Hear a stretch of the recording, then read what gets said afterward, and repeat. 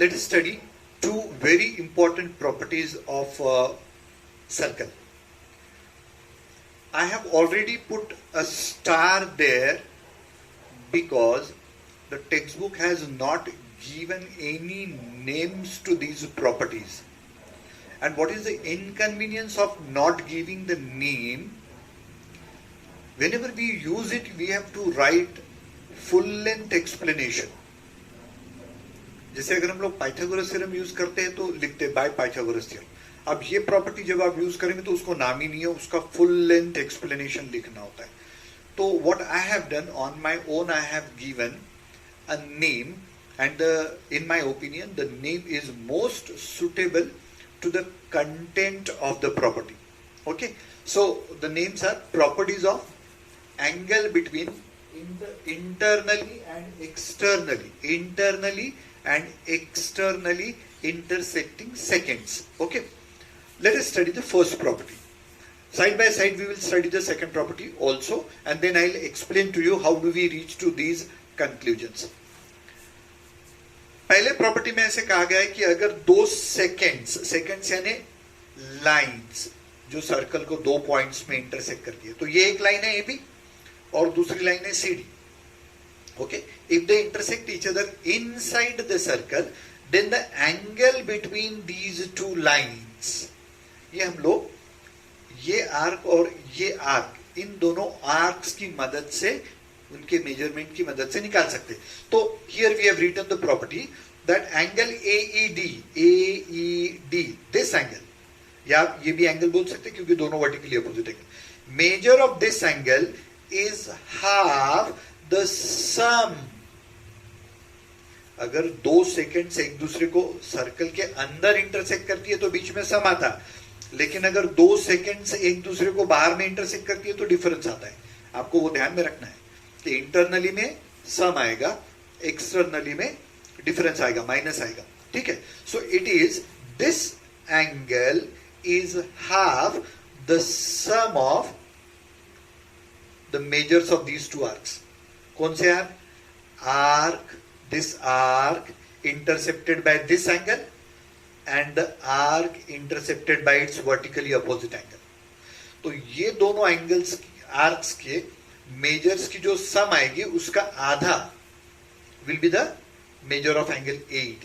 Okay, but if the two seconds intersect each other outside the circle, जैसे यहां दिख रहा है सेकेंड AB और CD, ये दोनों लाइंस, हमने पूरी लाइंस बताई नहीं, यहां पे भी पूरी लाइंस बताई नहीं क्योंकि लाइंस की जरूरत नहीं थी।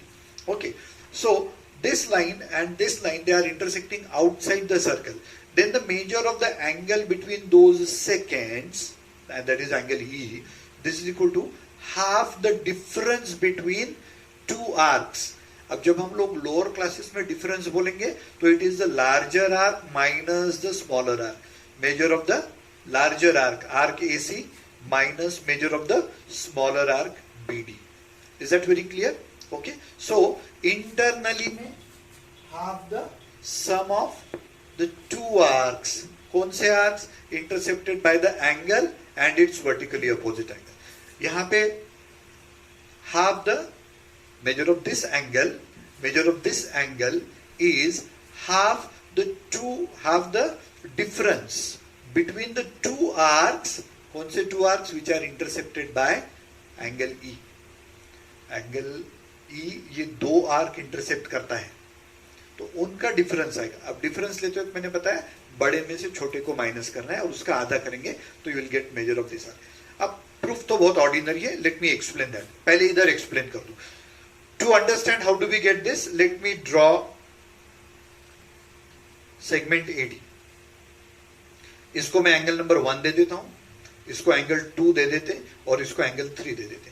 तो हमको पता है कि एंगल 3 एक्सटीरियर एंगल है and it is equal to sum of the remote interior angle, so it is equal to angle 1 plus angle 2।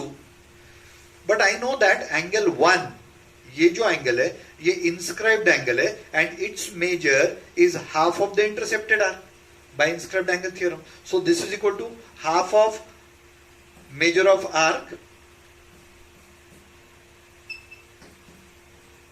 AC.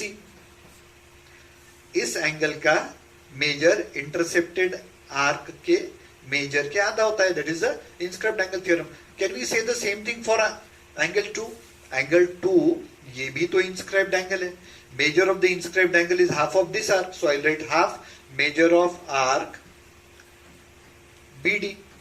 ठीक है, और अगर मैं हाफ कॉमन ले लूं तो ये आ गया measure of angle 3, that means angle AED. This is equal to, अगर मैं यहां से हाफ कॉमन ले लेता हूं तो आपको अंदर में बराबर ये मिल जाएगा. तो प्रूफ बहुत सिंपल है, कोई नॉर्मली प्रूफ इसका पूछता नहीं है, लेकिन एप्लीकेशंस इसके आते हैं पेपर में. और प्रॉब्लम ये है कि जब आप इस प्रॉपर्टी को यूज करते तो नाम क्या दिए, लिखे क्या, इतना बड़ा एक्सप्लेनेशन, इसका एक्सप्लेनेशन लिखेंगे तो it takes 3 lines. So we have given a simple and most befitting name to this properties of angle between internally and externally intersecting circles. अब यहां पर भी देख लेते कि ये भी वैसे आएगा. हम क्या करते हैं, कोई भी एक कॉर्ड निकाल लेते, AD निकाल लेते. ठीक है, अब इसको मैं कहूंगा लेट अस से ये एंगल 1, इसको एंगल 2 और इसको एंगल 3 बोल देते. फिर वही बात, angle 3 is an exterior angle of triangle ADE. A3 is equal to angle 3 is equal to angle 1 plus angle 2. Angle 1 जो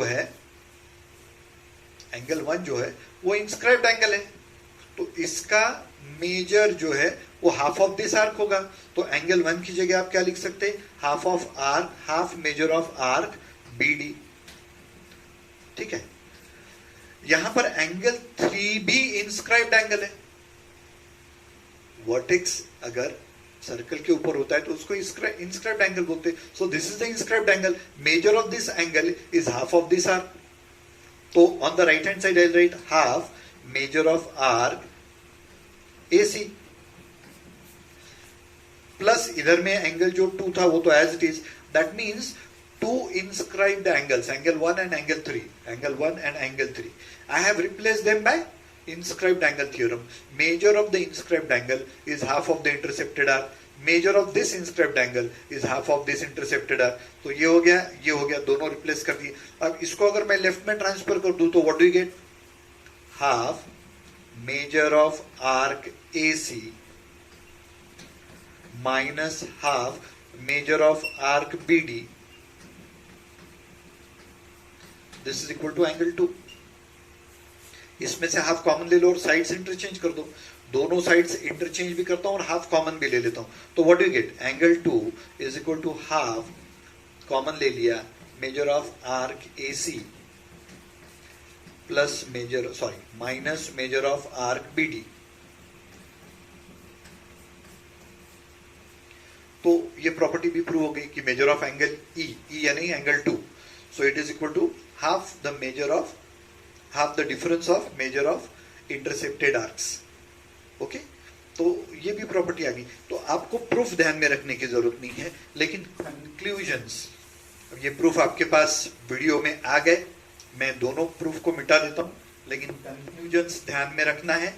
ठीक है, कि if the 2 seconds are intersecting each other inside the circle, then the measure of the angle is equal to half the sum of the arc intercepted by the angle and its vertically opposite angle.